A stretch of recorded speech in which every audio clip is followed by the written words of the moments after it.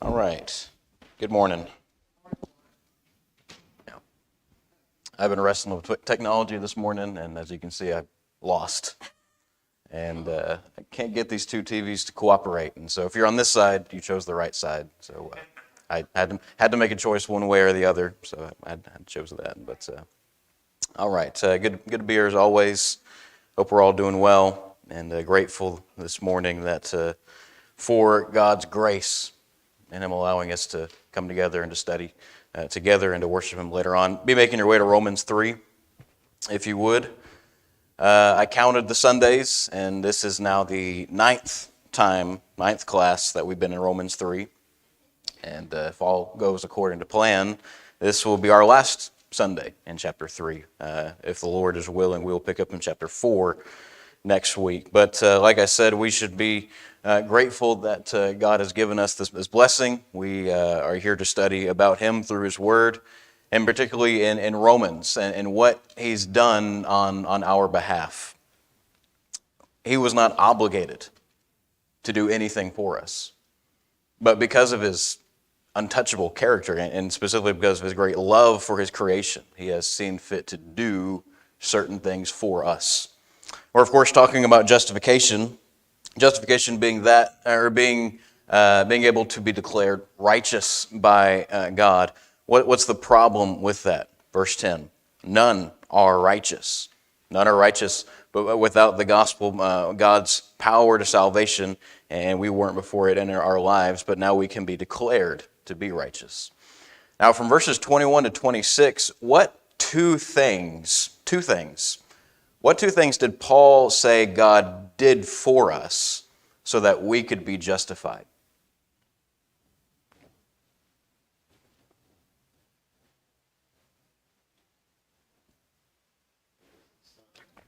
All right.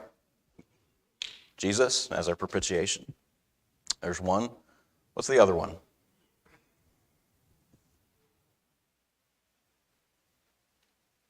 From verse 21.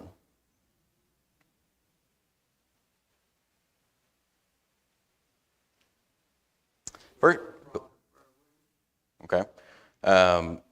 Bearing witness, the first thing is that He manifested His righteousness apart from law.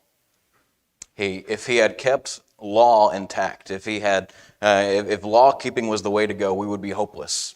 There'd be no chance for us. And knowing that, He worked apart from law for our sakes. And then number two is He displayed Jesus as our public propitiation from verse 25.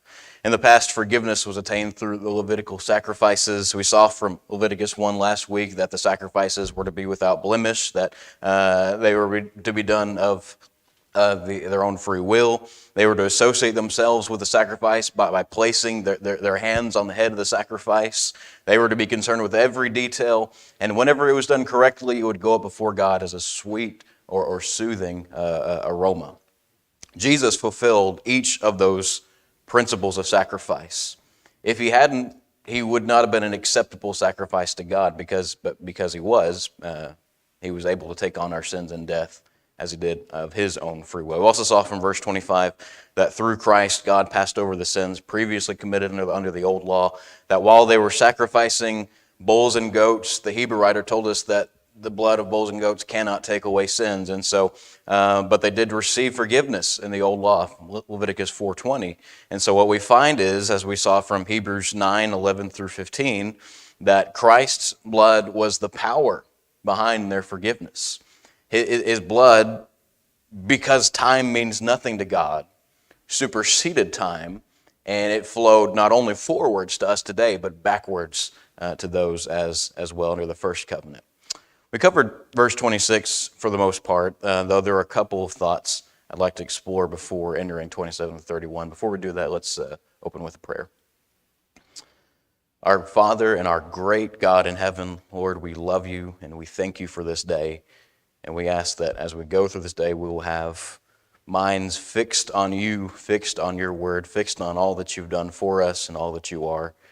We ask that we will always be good students of You and do all that You've commanded us to do, and just to be Your people. And thank You so much for Jesus, and it's through His name I pray. Amen. All right, so notice once again verse 26. He says, "For the demonstration of his righteousness at the present time, so that he would be just and the justifier of the one who has faith in Jesus." I've been alluding to this for a while, but one of the questions that verses 21 to 26 seek to answer is, how can God remain just while also justifying unrighteous people? Here's your answer. When sin is committed, God demands blood in repayment. This is from 25 and 26. And it's not our blood as he took as a repayment, but it was his, Christ, once for all time, as the Hebrew writer would put it. If Jesus was not in the equation, obviously we would not be able to enjoy forgiveness of sins, but not just for the bare facts of the matter, but also because it would be impossible for God to forgive us otherwise. People may ask, why on earth would God let his son die like he did? Well, here's your answer. Moses said all the way back in Leviticus 17 and verse 11, he said, "For the life of the flesh is in the blood, and I have given it to you upon the altar to make atonement for your souls, for it is the blood that makes atonement for your soul." That was true for those sacrifices. It's still true for us today. Life is still in the blood. But if there is no Jesus in the equation, if there's no bloodshed in the equation, God would not have been able to remain just and justify us who are unrighteous people. It couldn't work that way.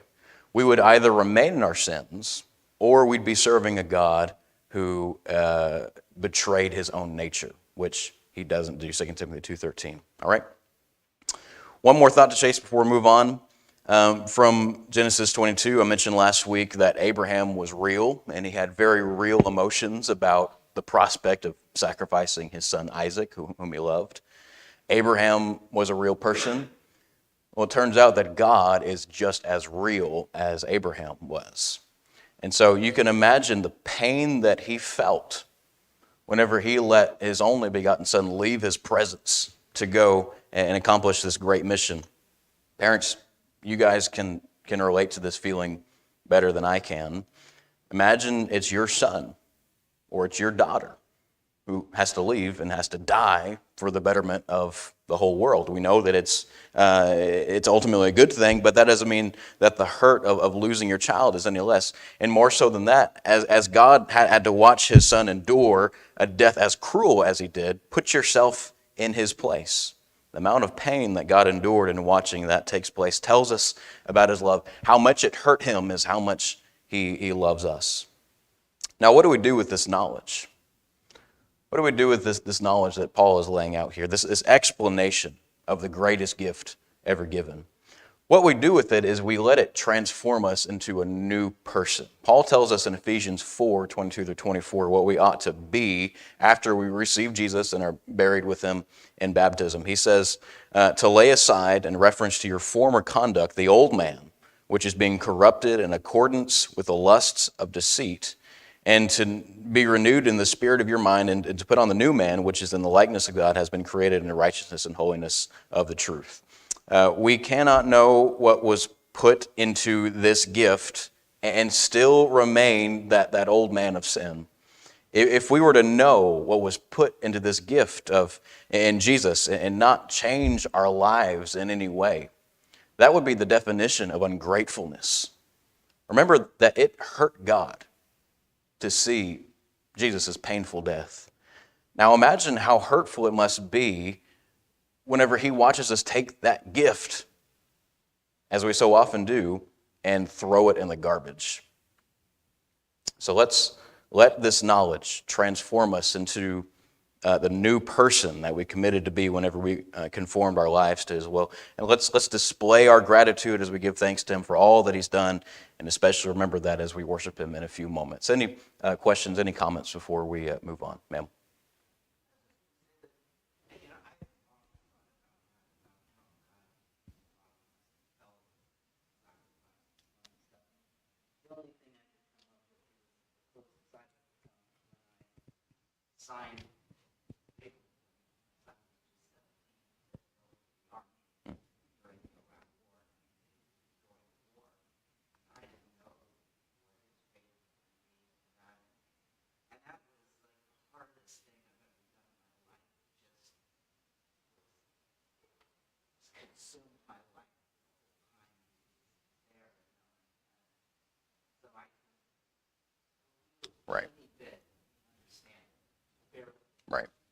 Yeah.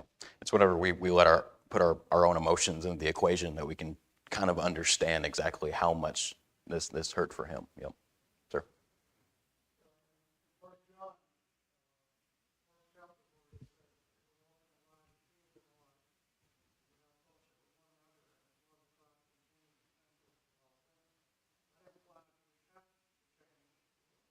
Yeah. Yeah. Yeah, some folks take that notion a little too far, but we have to understand that there are things that we have to do in order to get into that light.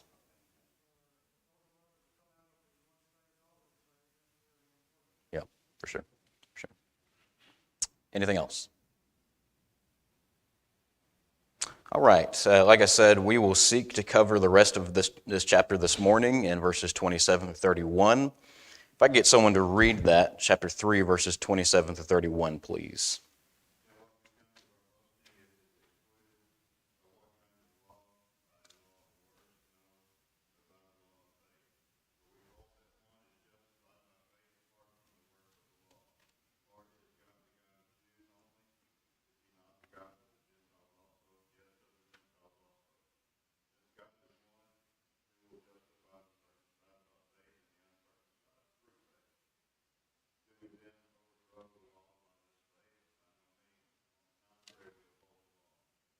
All right. What stands out to you from that section?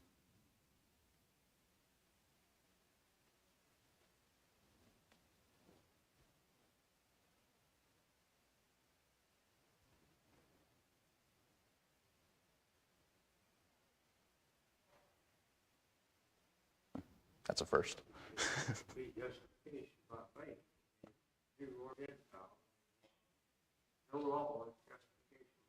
Yeah. So some things that he's already covered, and we've already talked about some that he's just kind of expounding upon a little. Justification by faith, not from our works. Anything else? Is 27 talking about those who cling to the law? I mean, the boasting part can only come from somebody boasting about how well they keep the law. Yeah. There's a Gentile can't boast. What's a Gentile going to boast? That how good he is? I mean, there's nothing to compare but faith for the Gentile. So the boasting has to come from those who say, we have a superior law and we keep it. Yeah. Well, I think he's more talking about the law of Moses. I think the implication is any kind of law in general, but yes, it's a little more difficult for the Gentiles to boast, seeing as they don't have these do's and don'ts saying, oh, I did this, I didn't do that. They could just say, I've been a generally good person, since we all have consciences that tell us, what some things are right and wrong. But law becomes a signpost that everyone yeah, as soon as you put the speed limit sign out there, you're judged according to what speed that speed limit sign set. Not what you drive, not what you think you should drive, but that speed limit sign. That's the law. And so your boasting is always based upon how well you do to the law. Yeah. Not how well you treated your neighbors, or how well you did this, or how well you did that, but how close you followed the law. Yeah. Which is what the Pharisees and people like that did, and most people hated them. yeah. And while I'll mention more of this in a second, while I do think that law in general is implied, I still think even now he's still kind of talking to the Jews a bit more than he is the Gentiles, because they're just a tougher case to crack than them. So, but it's no coincidence that he keeps bringing up law. All right, I want to start off this section by asking a question that has great potential to make each of us feel a little uncomfortable. Think about some things, or maybe just something in particular that you've done in your life that you would do almost anything to ensure nobody found out about. Something you don't want anyone to ever find out about. If you don't have things like that, if nothing comes to your mind, first off, I don't believe you. But if that is you, then good for you. Even more so than that, imagine if suddenly everyone in this room knew everything that you ever did. Imagine everyone in this room was suddenly given each of our deepest, darkest secrets. If everyone in this room knew everything that each other did, would there be any room for boasting? No. I doubt any of us would feel like boasting if about anything if that were the case. Those awful, cringe-inducing feelings, that's what I want us to feel whenever Paul asks this first question in verse 27. He says, "Where then is boasting?" Think about this in light of the case that he's been building up to this point. Chapter 1, verses 18 to 32, the Gentiles have sinned. They had the wrath of God looming over their heads. The Gentiles committed this great logical fallacy where the entire universe was telling them that there's a creator God. They rejected that knowledge. They rejected the creator and decided to worship the creature instead. They rejected the originator of nature and decided to try to worship nature instead. But ironically, they contradicted the laws of nature. Men with men, women with women, doing that which is shameful and is against nature. And all these other sins that they committed after having rejected natural law. Chapter 2, Jews have sinned. The Jews thought they were okay. They thought they were a part of the religious elite, whereas Paul says that just as the Gentiles had the wrath of God looming over their heads, that they were storing up for themselves wrath in the day of judgment. They knew the law. They taught the law, but they forgot to teach themselves first. And then chapter 3, all have sinned and fall short of God's glory. So he's been talking about sin. Everyone has sinned. Nobody's righteous. Nobody can live up to God's glory. So, verse 27, where then is boasting? In verse 27, Paul is making the connection between humility and being more righteous than you ever have been before. In Romans, we're learning about how to exist in the new covenant, how the new covenant works, how the new covenant succeeds where the law fails. And what we learn here is that in the new covenant, boasting is excluded. Boasting is, or new covenant, boasting is not welcome here. Why? Again, because we've all sinned. But also in this more condensed context, because of what Paul had just said in verses 25 and 26. He talked about how Jesus paid for this gift of salvation with his life. God demanded blood. He would have been well within his rights to demand our blood as repayment, but Jesus shed his instead. He did the work. What we need to know, or what we need to keep in mind, I know we already know this, but what we need to keep in mind about this gift of salvation from Romans 3, 25 through 27 is this. God did it, I didn't. God did it, I didn't. That's also why there's no room for boasting. It's just not something that we did, and therefore we have no right to take credit for it. Us taking credit for our salvation would be ridiculous.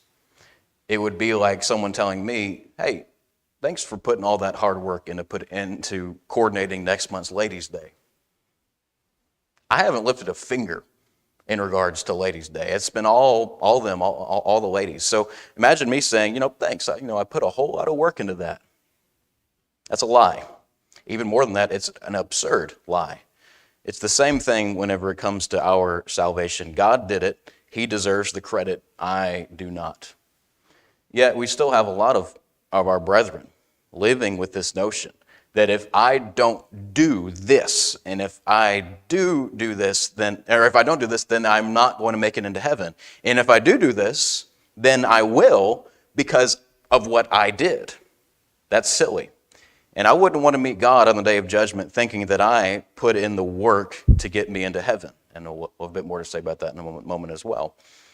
But how outlandish would it be to meet God and to say, I did your job. I did what you told me that you did. That I put in the work when in reality the work took place whenever he had to watch his son die for this ungrateful person standing in front of him.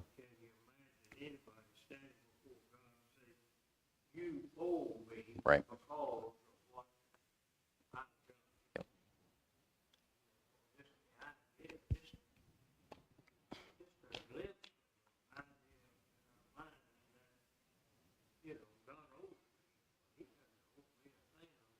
Yep. Again, the picture of ungratefulness. Absolutely. So whenever we consider this question that Paul asked, where is the boasting? Here's a good way to think about this in light of everything we've discussed up to this point. Paul is basically saying from chapter 1, verses 18 through chapter 3 and verse 26, you have all sinned and are deserving of death. The only reason you live on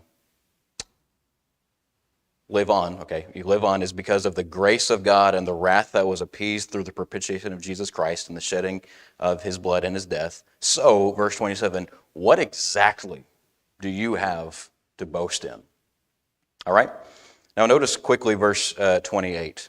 For we maintain that a man is justified by faith apart from works of law. Now, look at your translation. Does yours read any differently than what I put on the singular screen behind me? Okay. Yep.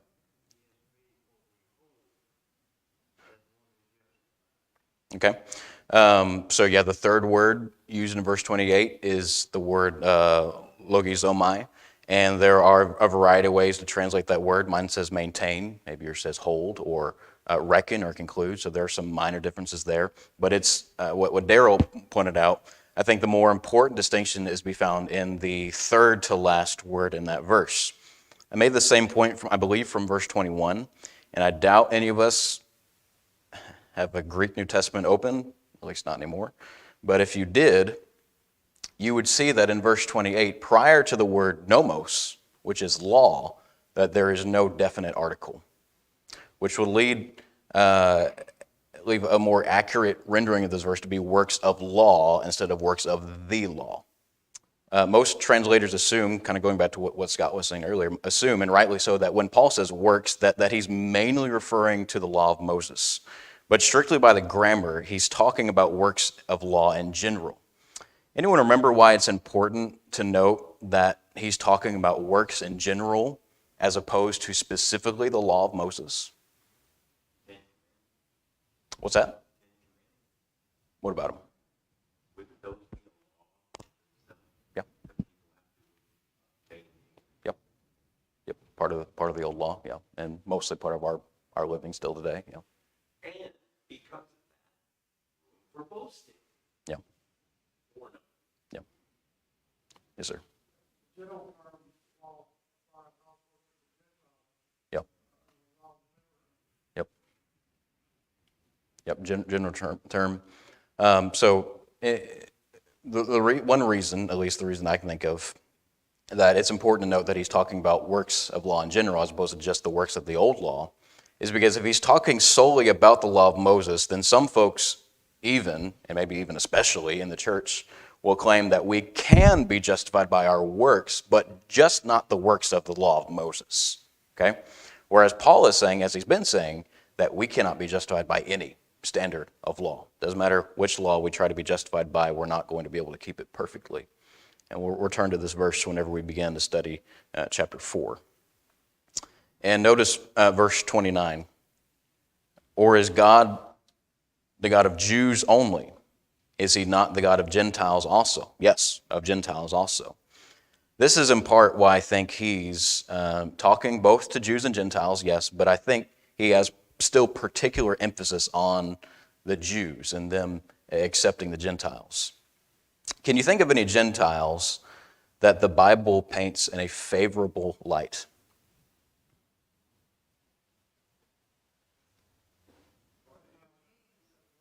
Heard Cornelius? Oh, can you think of any Gentiles in the Bible that the Bible paints in a favorable light? Rahab? I heard Cornelius. Anything else? Kind of like half breeds. Yeah, good Samaritan. Yep. Jairus. Yeah. Ruth. Okay. Yep. Moabite. Yep. So that Paul is saying here that those people exist too. God's not just the God of the Jews. You think of Rahab. Both the Hebrew writer and James both write about her testifying that she had a great faith that led to great works. Naaman, who, despite his misgivings, obeyed God and dipped himself in the Jordan 7 times.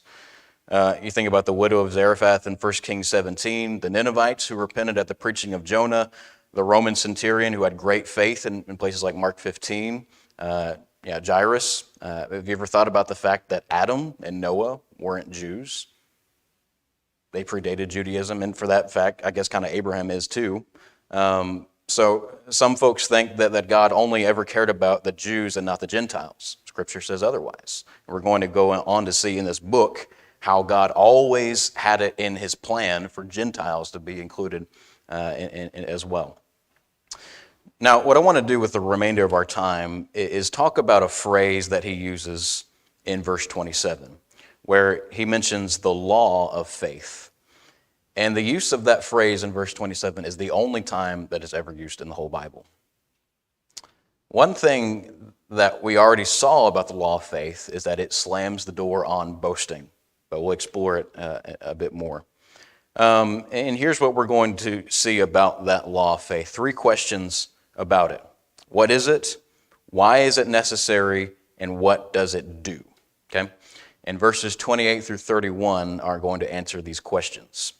The answers to these will be some things that we've already covered, but that's just kind of the process of finishing out chapter 3 and seeing all that he's saying here. So first, what is it? And according to the best way that I can conceptualize this and the best way that I can explain it is that it's not a law at all, or at least not a law in the way that we usually think about a law. It doesn't have, thou shalt do this and thou shalt not do that. Now, that's not to say that there aren't do's and don'ts in parts of the New Covenant. There are literally places where Paul and others say, do this or don't do this. But when it comes to the law of faith, the emphasis in this context is that we don't have to do anything to accomplish our justification. The law of faith just seems to be another way of Paul saying that we're justified by genuine faith in Jesus, not by our works. He uses this phrase, the law of faith, I think, just to get his audience, which maybe he's still talking to the Jews a bit more than the Gentiles. He's trying to get a Jewish mind to be able to comprehend these things. And so if by calling it a law, they can understand it better, Paul is happily going to use accommodative language to accomplish that. Okay? Now, why is it necessary? And we should already know the answer to this question. Why is faith necessary? I know this is a softball question, and I know that we've already, I've probably said this a million times already, but I want to make sure we've at least gotten Paul's main arguments so far. But in the context of Romans 3, why is faith necessary?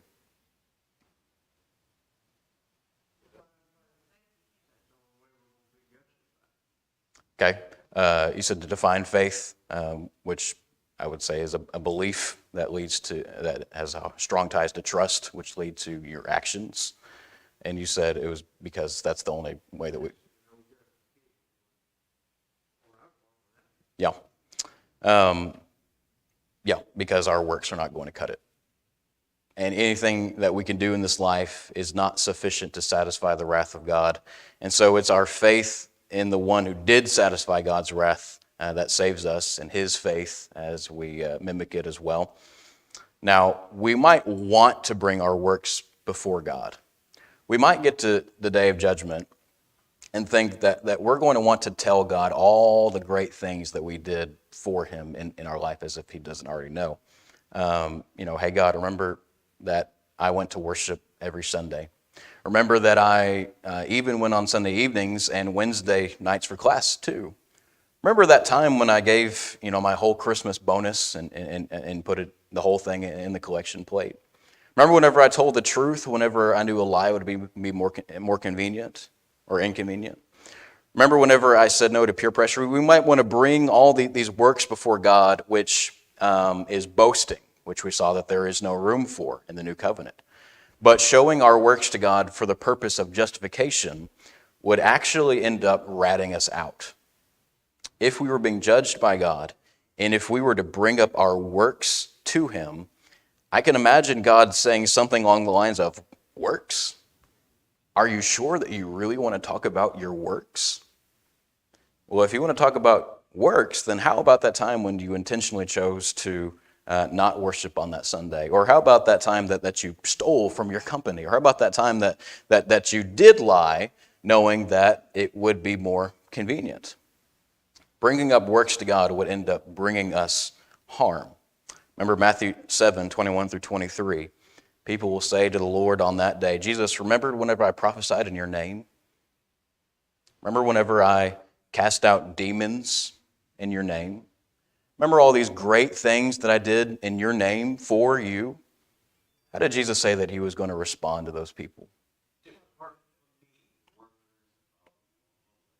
Yeah, I never knew you. Depart from me, you who work lawlessness, you who practice lawlessness. That's why this law of faith is necessary, because our works are never going to cut it. Yes, sir.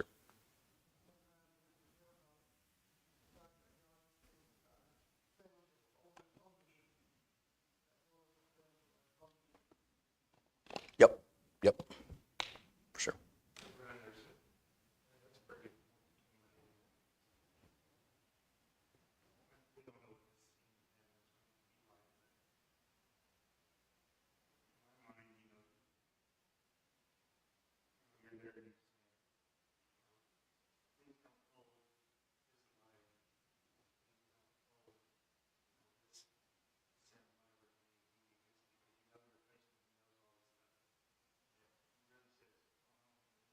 Yeah. Yeah.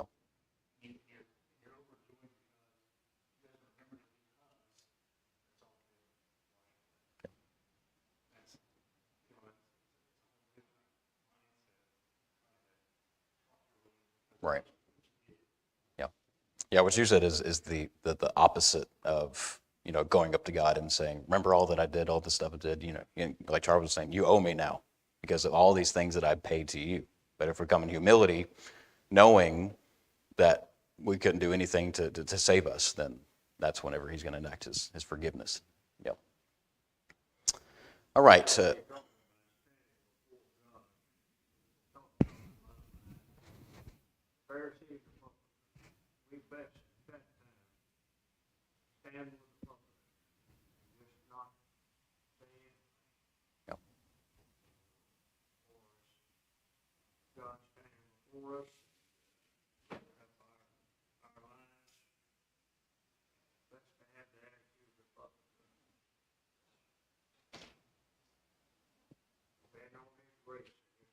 Yep.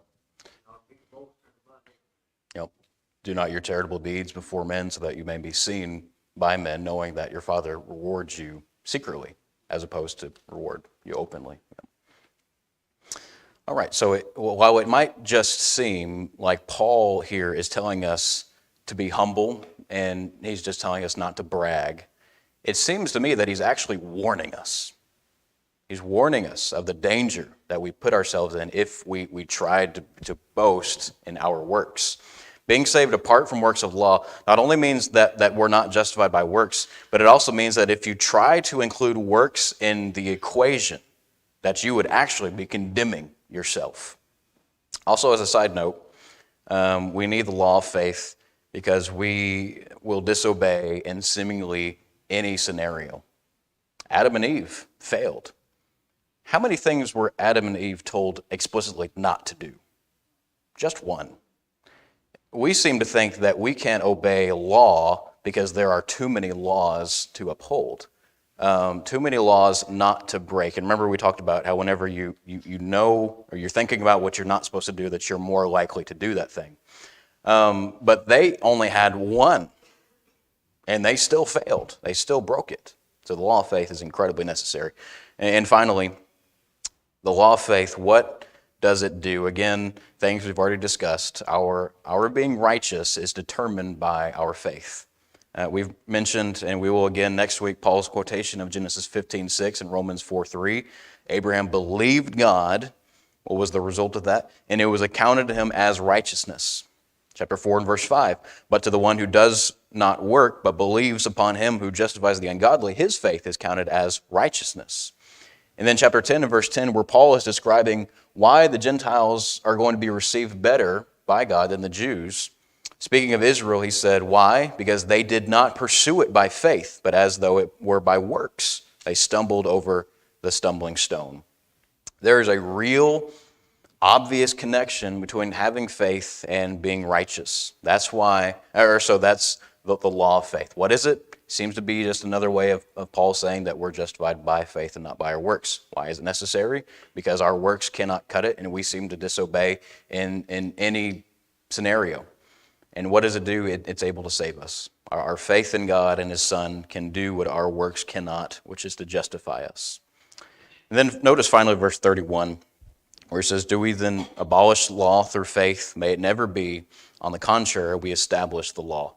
I know I said we get through chapter 3, but I'm actually going to save this verse for next week when we begin looking at chapter 4, because I think it has a strong connection to it.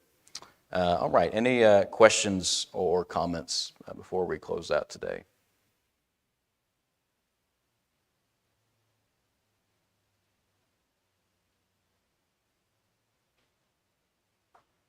Okay, let's go ahead. We've got a few minutes left, and so let's go ahead and read chapter 4 just to get our minds acquainted with what we're going to be seeing. You know, it took 9 weeks to get through chapter 3. I don't think it'll take that long to get through chapter 4, but who knows? We'll see. So if I get someone to read all of chapter 4, please.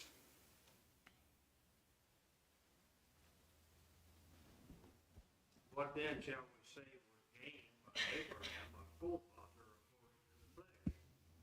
For if Abraham was justified by works, he has something to boast about, like an honor before God. For what does the Scripture say? Abraham believed God, and it was counted to him as righteousness. Now, to the one who works, his wages are not counted as a gift, but as his due. And to the one who does not work, but believes in him who justifies the ungodly, his faith is counted as righteousness, just as David also speaks of the blessing of the one to whom God counts righteousness apart from the works. Blessed are those whose lawless deeds are forgiven, and whose sins are covered. Blessed is the man against whom the Lord will not count his sin. Is this blessing then only for the circumcised, or also for the uncircumcised? For we say that faith was counted to Abraham as righteousness. How then was it counted to him? Was it before or after he had been circumcised? It was not after, but before he was circumcised. He received the sign of circumcision as a seal of the righteousness that he had by faith while he was still uncircumcised.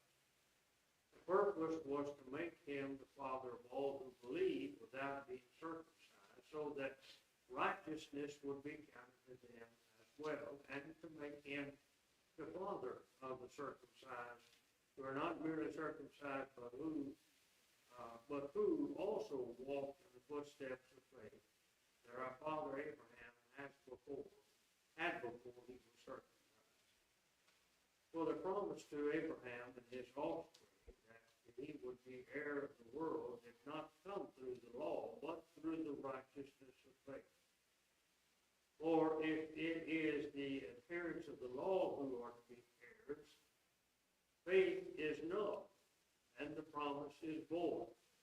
For the law brings wrath, but where there is no law, there is no transgression. That is why it depends on faith, in order that the promise may rest on grace and be guaranteed to all his offspring, not only to the adherents of the law, but also to the one who shares the faith of Abraham, who is the father of us all. And it is written, I have made you the father of many nations. In the presence of the God in whom he believed, he gives life to the dead, and calls into existence the things that do not exist. In hope he believed against hope that he should become the father of many nations, and as he had been told, so shall your offspring be. He did not weaken his faith when he considered his own body, which was as good as dead since he was about 100 years old, or when he considered the barrenness of Sarah's womb. No unbelief made him waver concerning the promise of God, but he grew strong in as he gave glory to God, fully convinced that God was able to do what he had promised. That is why his faith was counted to him as righteousness.